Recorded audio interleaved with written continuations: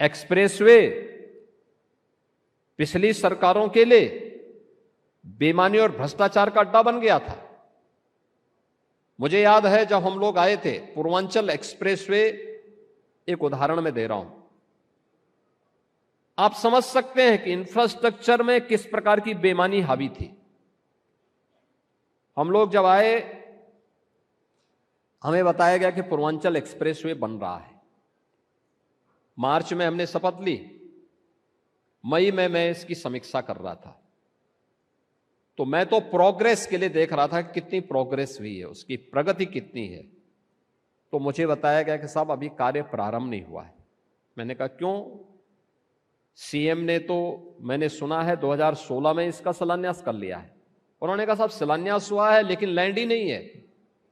अब अनुमान करिए, आप एक्सप्रेसवे का शिलान्यास कर रहे हैं, 340 किलोमीटर लंबे एक्सप्रेसवे का शिलान्यास कर रहे हैं, लेकिन लैंड नहीं है। तो मैंने उसका पूरा फिर से वो मांगा। मैंने कहा मुझे पूरा डिटेल में बताया जाए क्या है इसमें, क्यों नहीं हो पा रहा है। तो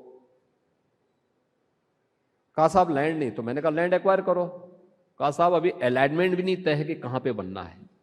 तो मैंने कहा शिलान्यास किसका हुआ है? कहा, उन्होंने कहा अरे शिलान्यास देखते रहेंगे, बाद में बनता रहेगा, पहले शिलान्यास कर लेते हैं। और मैंने कहा ये मैंने सुना है कि इसमें ठेके भी आवंटित कर दिए गए। कहा हाँ साहब वो सब हो चुका है। अनुमान करिए कितना बड़ा मजाक होता था। मैंने कहा कितने में बांटे हैं? कहा ये पूरा प्रोजेक्ट है 15,200 करोड़ रुपए का। तो मैंने कहा भी इसको फिर से कैंसिल करके अब अलाइनमेंट तय करो। इसमें अलाइनमेंट तय किया गया और उसके बाद फिर से लैंड एक्विजिशन की कार्रवाई प्रारंभ हुई। 1 साल का समय लगा था। हमने टेंडर करवाए,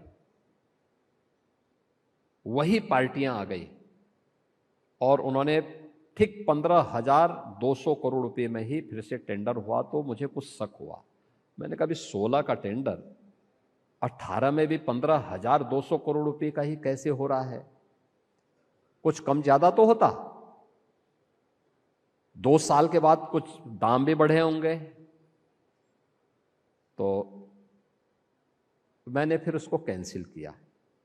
मैंने फिर कहा कि भाई ये काम करो, अब टेक्निकल और फाइनेंशियल बिड एक साथ मंगाओ और एक साथ देखो इसमें कैसे कुछ तो खेल हुआ था। और जब हम लोगों ने एक साथ मंगवाया तो आप आश्चर्य करेंगे कि वही एक्सप्रेसवे हमारा बना है 11,800 करोड़ रुपए में। जिसमें 15,200 करोड़ रुपए खर्च हो रहे थे, वही 11,800 करोड़ रुपए में बना है। यानी ये लूट थी। ये जो लोग इंग्लैंड की यात्रा करते हैं, इंग्लैंड में होटल बनाते हैं, अपना वहां अय्याशी करते हैं, ये वही पैसा है जो प्रदेश की जनता का पैसा था। और बाद में शराफत का चेहरा लेकर के आपके बीच में आकर के मीठी मीठी बातें करके निकलते हैं। ये वही चेहरे हैं जिन्होंने प्रदेश को लूटा है अपने स्वार्थ के लिए। उत्तर प्रदेश को जातिवाद के नाम पर बांटा है और जब सत्ता में आते हैं तो परिवार का कब्जा जमा करके केवल परिवार की बात करते हैं।